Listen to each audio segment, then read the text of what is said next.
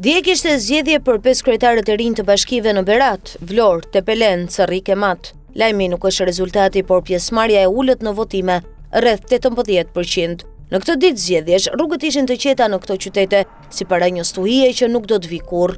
Populli që dikur rreshtoi me shpresë në radhë për të votuar, tani rri në shtëpi, duke parë ekranin e televizorit si një dritare pa ajër. Në vend të dinamikave që prodhon një garë, ndjehet një heshtje e rëndë. Një heshtje që nuk është paqe, por dorëzim. Kjo është pamja më e dhimbshme e një demokracie, kur populli nuk çohet më as për të zgjedhur, as për të kundërshtuar. Kur kutitë e votimit mbushen jo me vota, por me boshllëk, dhe në atë boshllëk, pushteti dëgjon vetëm zërin e vet. Nuk është se njerëzit nuk kanë arsye për të zemëruar.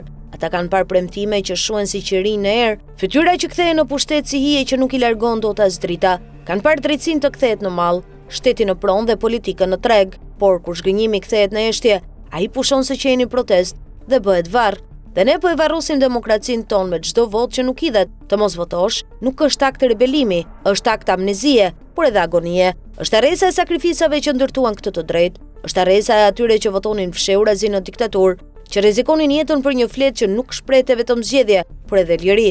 Dhe sot që e kemi votën të lirë, e kemi bërë të pavlefshme me moskujdesin ose indiferencën tonë. Nëse një popull nuk flet me votë, dikush tjetër do të flasë në emrin e tij. Nëse kutit janë bosh, dikush do t'i mbush, jo me zëra, por me numra. Dhe nëse shpresojmë se heshtja është dënim për politikanët, gabojmë rënd.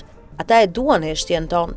Ajo është oksigjeni i tyre, sepse një popull që nuk voton, nuk pyet, dhe një popull që nuk pyet, mund të udhëhiqet në errësirë. Zgjedhjet nuk janë festë politikës, por provimi i qytetarisë, dhe në këtë provim, kaq të rëndësishëm, po dështojmë në mënyrë të vazhdueshme dhe të thellë. Kutitë e votimit janë pasqyra ku shohim fytyrën e vërtetë të këtij vendi, sa shumë ankohemi dhe sa pak veprojmë. Të votojmë nuk do thotë besojmë verbërisht, do thotë mos heqim dorë, sepse një vend që hesht humb zërin dhe një popull pa zë humb gjithçka.